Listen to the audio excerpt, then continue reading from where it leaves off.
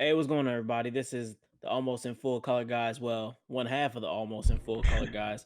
You got Keith and Terry here doing the Destiny 2 wellness check. Terry, how's it going today? Hi. Hi. That's all I got for you is hi. All right, so we're just gonna start at the top. As you all probably know, that Shadowkeep came out about a month ago, and now that we've probably, well, most of us have had a chance to really go through it, see what it has to offer, we decided to do a little bit of a wellness check on Shadowkeep. So first off, how'd you feel about the campaign? I would like to know more about the ship, the little pyramid ship. Oh, spoiler alert. Who cares? It's been a month. Um, I want to know more about the ship. I want to know more about the ending, where essentially we see our guardian, a dark version of our guardian, talking back towards us. But the campaign was essentially a Destiny 2 campaign, or a Destiny campaign in a nutshell. Hey, go scan this. Hey, go grab this artifact. Hey, come back to me. Hey, that's it. Yeah, I feel like I thoroughly enjoyed Forsaken and how that went in terms of the campaign and the flow. And they kind of gave you a really, really good reason to be invested. So I thought here they would go back to that, give you a good reason to be invested, especially with the character Eris Moon, who's kind of shrouded in a lot of mystery. And now that you come back to her, and once you finish the campaign, for me, it just left this really weird anticlimactic pyramid ship, darkness. You're really expecting some grand direction or just an arrow pointing at what to expect for the future of Destiny, and it just falls so short.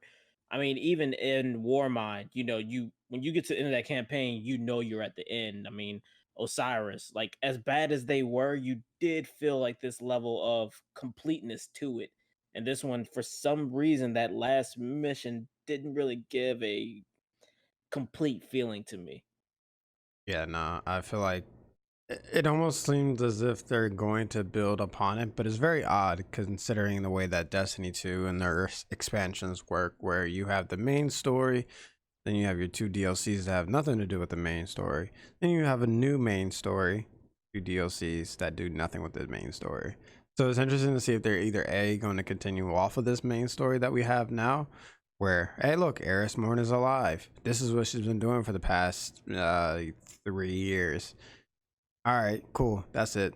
Like, I want to know more. Like, let's find out more. And it seems like every week that's kind of evolving, or maybe every 2 weeks or 3 weeks or whatever the time frame is now, where we have something new coming out. But I want to know more, and it's very Yeah, odd. I feel that a week ago they dropped this cutscene, and it's like that's something that I feel like should have been in the end of the campaign with Eris going on to the pyramid ship, and it's like all the stuff you were doing the whole time, getting her fire teams, medallions, and stuff, and she's collected them all, and now she can get on the pyramid ship. And now that she's messing with it and turned her little orb from a green orb to a black one, like that could have been like that would have been a great ending to that campaign, and leaves you with the question of all right, like is she good or is she bad, and even makes her deeper within that mystery vibe that she gives off. But I didn't mind. I know I do mind. I felt like that should have been at the end of the campaign. I don't know how you feel about the I don't even know what spurred it. Like, I don't know if the community completed an event and then they were like, "Okay, you completed it. It unlocks this cutscene," or what. For me, I just logged on one day and it just popped up. Probably them just unlocking it. I mean, they did say that they wanted to continually have an ever evolving world, whether that's every week or every 2 weeks. It seems like it's almost every 2 to 3 weeks we get something new. Um, I'm kind of okay with it because I mean it's kind of giving people a reason to come back. But I think if they really wanted people to come back, I guess they probably should have done this like within week 1 or week 2 or something like that. Not week what 4? I think we're in week 4 or something. Yeah, about week 4. Yeah, so it's like I get them wanting to make sure that they have this ever evolving world where like every 1, 2 to 3 weeks we have something new. But I think if they wanted to hook people, they should have hooked them within the first week and a half, 2 weeks, and then be like, yo, this is what's happening now. And we have this progression. And I guess this is their way of doing a progression, but I don't know. I think people still probably will end up falling off. A lot of the community probably is sticking around, but you still have those few people that will fall off though. So outside the campaign, we got a lot of activities, a lot of things to do. So how do you feel about the moon and everything that the moon has to offer? I like the Vex The thing. Vex offensive. Yeah, Vex offensive. I like that. It was really cool. It can get very old very fast outside of you just trying to do it for a powerful. I think it's a tier 2 powerful or a tier 3, one of the two. Um I mean, I thought it was pretty cool within the first few runs, but after a while you're just like, "Oh, all right, come in, kill this, kill that, bam." Yeah, the Vex Yeah, offense is pretty dope. yeah, the moon feels, although it's remixed and it's kind of like, okay, it's the moon. I've been here before. There are some new touches to it. The Sorrow of Harbor being kind of like the new area, and that offers a the altar of sorrow. You have that little activity that goes down, fighting all these nightmares, and the lost sectors that they added in, and the lore that came with all that. I thought that was really good, but once again, I wish all that was kind of more so fleshed out within the campaign to talk about why that area was very important, because it feels like no one even knows why those areas were very important. But uh, I digress from that point. I don't know. Um, I mean, it seems like they picked a location, I guess because of where Fogoth was. I think it's above where Fogoth or something like that. I don't know. There might be a reason. They probably was just like, or there might not be a reason. They're probably just like, yo, this is a new area. Let's just, this was never in Destiny 1. Let's just be like, yo, they excavated. mm. Whatever. They dug up this one pyramid and then they're like, yo, this is about to become our shrine. Let's make it a shrine. How do you feel about the raid? The Ah, the raid. The raid. I the thought it was raid. actually really well put together. Definitely forces you to rely more so on your teammates than before. Um, if people are messing up, there's no way for you to hero moment, which is bad and good at the same time. But I like the different mechanics. It forces everybody to do their own thing at certain points in time, and it forces you to be a team. And if you have that lacking of communication and somebody's messing up and doesn't voice it, then you're kind of screwed, and that's not good. But it forces you to kind of just be teammates a lot more so than before. Yeah, Last Wish is still my favorite raid of them all, but this one is probably the most unforgiving. There are parts of Last Wish where, like you said, some people can kind of slack off and someone else can pick it up. But this one, there aren't very many moments of that, thus kind of making it. It's a very special requirement you have to meet to get into that raid. It's people don't want to run it with you if you haven't, completed and are very knowledgeable about what to do because it can be so volatile. If one person doesn't shoot the right eye on the harpy, you wipe the guy who picked up the overflow, or there's just so many ways that this stuff can go wrong. But it's a really good feeling when everybody's clicking on all cylinders and everybody's knows what to do and you can get through it. But it can be quite annoying when certain people aren't getting the mechanic down. So good raid. I thought it was gonna be a little bit bigger, but given the mechanics involved, I see why it's not as big. The one thing that I will say I really enjoyed is the dungeon. The dungeon that dropped. I thought that was a lot of fun. It was very different. I like the trap areas. Like the trap areas are really cool to navigate, to get around the traps and all that. I thought that was I I mean, raids are probably about the only place that we've really seen traps and things to look out for, but not really in the capacity of this dungeon itself. Yeah, I'll say the dungeon was definitely really well put together.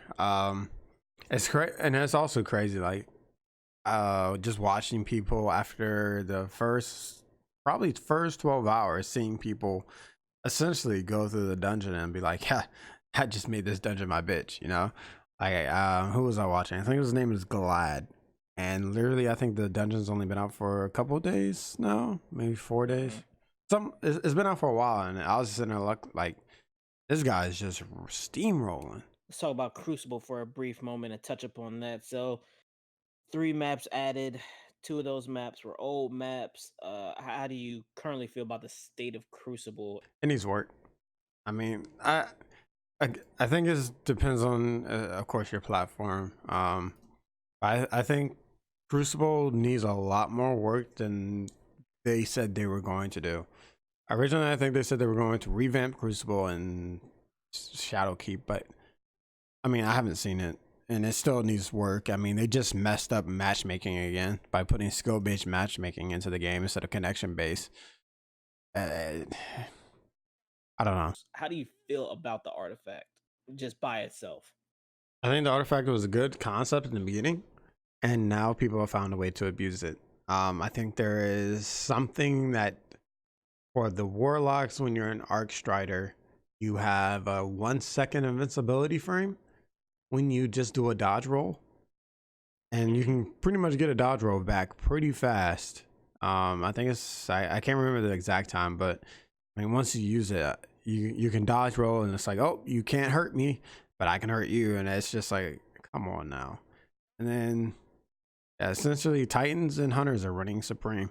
Warlocks are there, but they're not as strong. People have definitely found ways to use these mods, Thunder Coil to be very specific, in ways that I don't think the devs originally thought people would use them. I don't know if they did or didn't, but man, people have put together some stuff and it's just crazy. I mean, some people using some exotics that seem pointless, and this is where I kind of feel like maybe they did think about it, because with the six coyote, you can get back Blade Barrage in 15 seconds. Now, I don't think that they thought, hey, 15 seconds, that would be cool, make that exotic somewhat useful.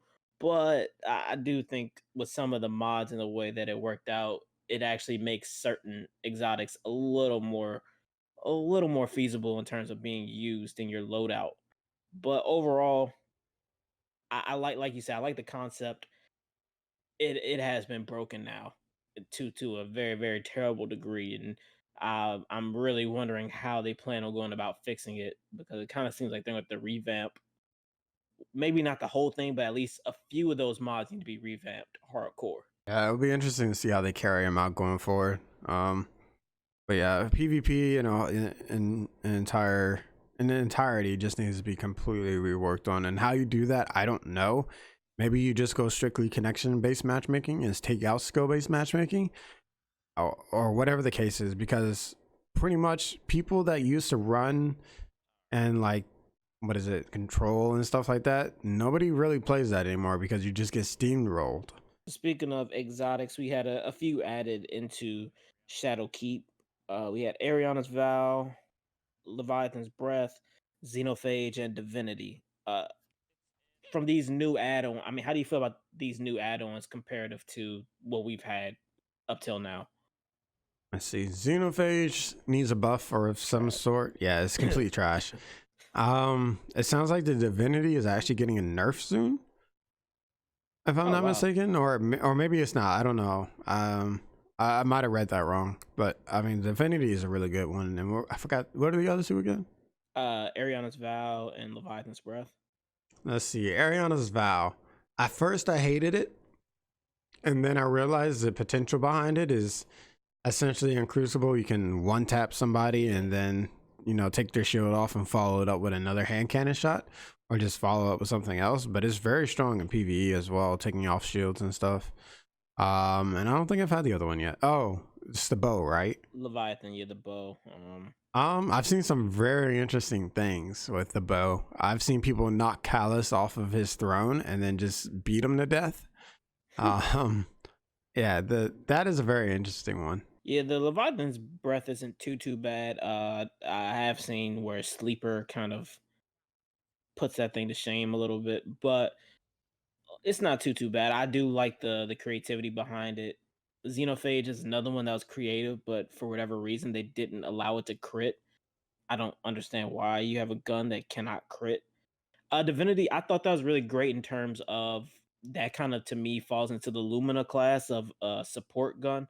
It's not really something meant to, deal massive damage. I guess Tractor Cannon was the OG of that. If now that I think about it, in terms of just more so being Oh something that yeah, helps your teammates more than it helps you. yeah. Support. I think these two are more support weapons: the Divinity and the Lumina. Yeah, so I kind of like that they're really sticking to trying to find a way to make support guns work, and it doesn't feel very unusable. It doesn't seem like something that's like, oh my god, like why is this gun even in the game? Well, I guess now we gotta get to the bad parts. We talked about the and the good. Now we gotta talk about the bad. Gotta talk about the Eververse. Mm. Oh god, What Eververse. are your feelings about the Eververse currently? I've never liked the Eververse. I mean, I get that, it was supposed to pay for development costs and stuff, but I never liked it. They've put a lot of things behind a paywall that shouldn't be there, and they need to stop. It should be strictly cosmetics, and you should be able to earn the cosmetics in some sort of fashion outside of the stupid engrams you get once every level. So I know I've beat this dead horse many times, and I'll continue to beat this dead horse. I told everybody working with Activision allowed them to learn certain things, and they were going to implement these certain things. And this Eververse is not shocking to me. It's what I always knew would probably happen. However, I didn't think it would happen to the extent that they're doing it in. What was that guy's name? JP something. Feel really bad for butchering his name, but the guy went in and data mined the whole Eververse and found out a lot of that stuff is one time buys, and like 80% of it was silver, like based. It was quite funny that before this even came out, there was going to be no more bright dust from the Eververse directly, that you would get bright dust from every single bounty you complete out in the world. And come to find out, there are only 6 bounties that you can complete for bright dust every week.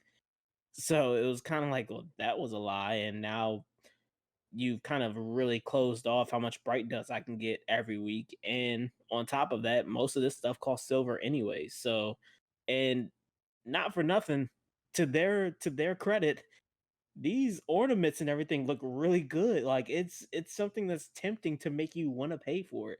These are very good looking things, and only 20% of them are earnable, and the other, 80% you got to pay for.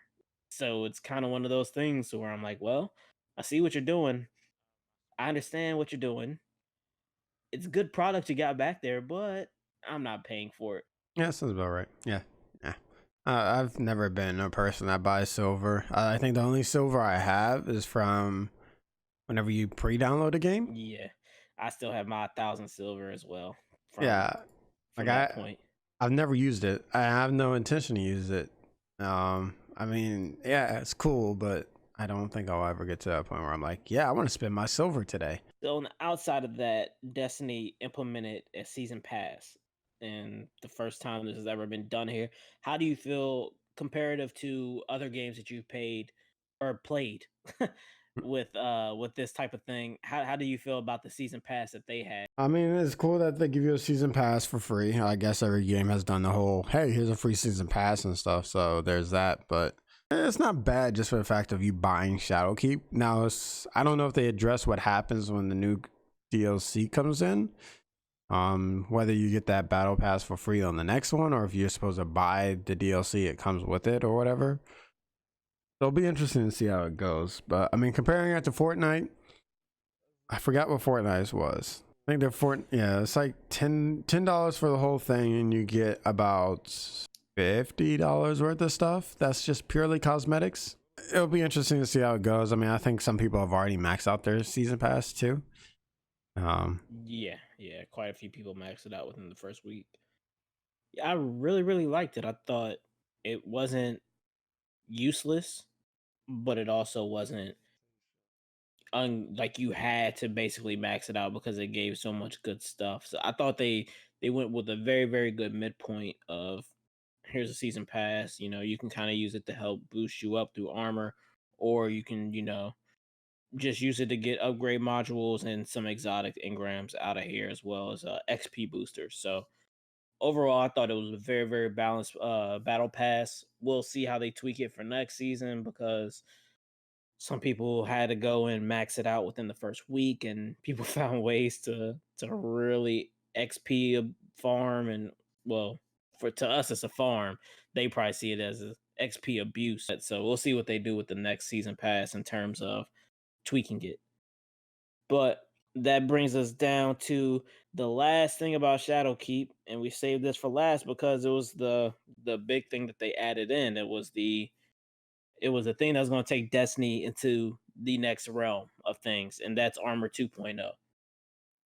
So Armor 2.0, for those who don't know, currently the mod system wasn't in a way that allowed you to just customize your character the way you wanted to. With Armor 2.0, they really overhauled it and allowed you to put on certain mods that you wanted or have certain stats that you wanted based off of what you slot in. You could slot anything. You only need to get it one time. You don't need 10 of a mod. Nope. You just need to get it one time. Once you collected it, you can use it as many times as you want. How do you feel like they did in terms of the execution of Armor 2.0? I feel like it could have been a little bit better. Um, of course, it's interesting that they allows you to go back to old content and farm stat rolls in a way. I I mean, it makes sense, but it's very odd that the old content gives you like the highest stat roll possible, or at least close enough to it. Besides the current raid, considering the fact they want to phase out and become an MMO in the aspect of where old content really doesn't help you, but they let the old content help you still. So I guess it's a way to keep it relevant, but Armor 2.0, I think it's okay at the moment. I think everybody are still trying to figure out the tier 12. So for those that don't know, Destiny 1 had a system where it was like, if you had a certain amount of armor pieces, tier 12 was the best place to go to. So it was always 5 discipline, 5 intellect, and 5 strength. But you would always go like 5, 5, and 2 of something. And that meant that you had like the best optimized gear possible. Because it was never, you could never get 5, 5, and 5. It always had to be 5, 5, 2. Or it could be 4, 4, 3, whatever the case, or 4, 4, 4. It still needs some work. I think we still need to learn a little bit more about it, figuring out exactly all this other stuff. But I've seen some crazy builds. I will say that. Yeah, they got a lot of great builds. I like the build that I've been working on. Only thing that I strongly dislike about this Armor 2.0 system is what they do to exotics. And that's mainly with the weapon or well, some of the armor pieces you can't slot certain things into. So, overload mods or barrier rounds, overload rounds, unstoppable rounds, like those things you can't put into weapons, thus making your exotic weapon useless. You can't use it because you need a weapon to basically stop some of these enemies. And it's kind of funny that they nerfed Master of Arms, Swashbuckler, all these perks on legendaries that made these legendary weapons so great. They nerfed that to the ground because they felt that no one even cared about the exotics and they wanted to make the exotics better, but then didn't allow the new mods to go on the exotic weapons. So it's like you put the exotic weapons back in the same hole they were just in. So what do you do now? It's like, well, I'm just gonna keep using recluse because that's it. That's all I need. But for the armor itself, I like the mod system that's going down. The one thing I will say is that it's kind of funny that people found a way to use the armor 1.0 stuff in conjunction with the armor 2.0 stuff, and we're just making just these monster loadouts. And it was like really funny that that occurred. Just people were like, "Oh, I need a distribution mod.